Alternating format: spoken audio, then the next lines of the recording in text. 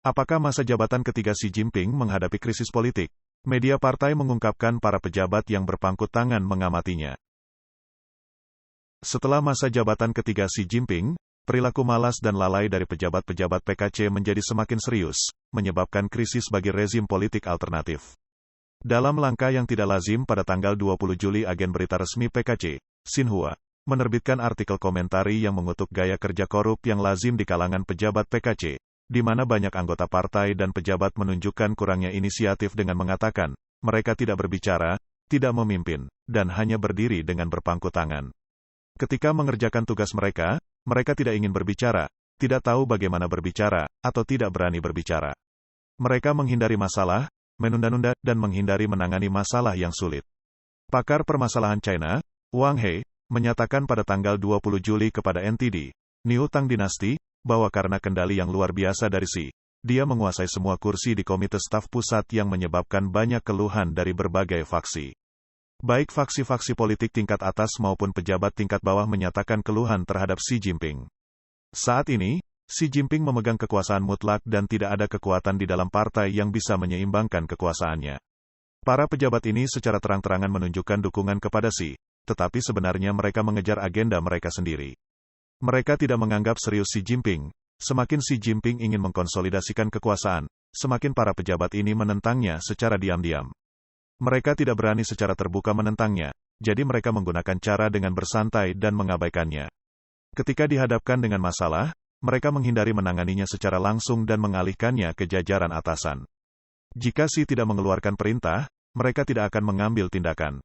Jika dia mengeluarkan perintah, mereka akan melakukan sebaliknya, menentang dan menyebabkan gangguan, melibatkan diri dalam apa yang disebut sebagai resistensi lembut. Sebenarnya, sejak tahun 2018, media partai Xinhua Daily Telegraph telah mengungkap adanya kecenderungan untuk bersantai di kalangan pejabat PKC, di mana banyak pejabat di posisi garis depan mengembangkan mentalitas pensiun. Laporan dari media Cina yang dipublikasikan menunjukkan para pejabat terlibat dalam perjudian, penyalahgunaan narkoba, bermain game, berbelanja online, menonton film porno, dan bahkan berzina selama jam kerja. Mantan Perdana Menteri Li Keqiang telah beberapa kali menyatakan kemarahannya karena kelalaian pejabat, bahkan membanting cangkir teh ke meja karena frustasi, tetapi dampaknya hanya mempunyai sedikit efek saja.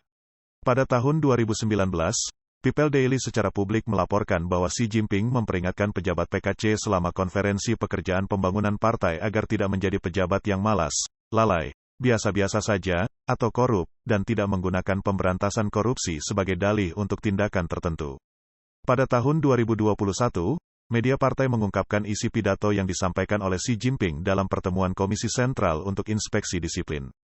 Dia mengkritik pejabat-pejabat karena perilaku pasif dan lalai, menunggu perintah dari pusat sebelum mengambil tindakan. Jika Xi tidak mengeluarkan instruksi, maka tidak ada yang akan dilakukan. Xi Jinping mengatakan bahwa fakta bahwa dia secara pribadi harus mengeluarkan instruksi seharusnya menjadi garis pertahanan terakhir. Pakar Wang menyatakan bahwa pejabat-pejabat PKC terlibat dalam penundaan dan penipuan baik ke atas maupun ke bawah, dan saat ini situasinya telah merajalela. Mereka semua mengejek Xi Jinping. Xi sendiri menyadari bahwa jika ini terus berlanjut, Partai Komunis akan runtuh. Oleh karena itu, dia ingin mengubah kemunduran menjadi keajaiban dan mempertahankan partai. Namun, tindakan-tindakan ini bertentangan dengan kepentingan pejabat dan budaya politik. Akibatnya, Xi Jinping menjadi terisolasi, menghadapi oposisi dari atas sampai bawah. Semua hal ini menunjukkan bahwa seluruh sistem PKC telah menjadi korup dan berada di ambang kehancuran yang tidak dapat dilanjutkan. Jika situasi ini berlanjut, menunjukkan Partai Komunis telah bergerak menuju masa akhirnya.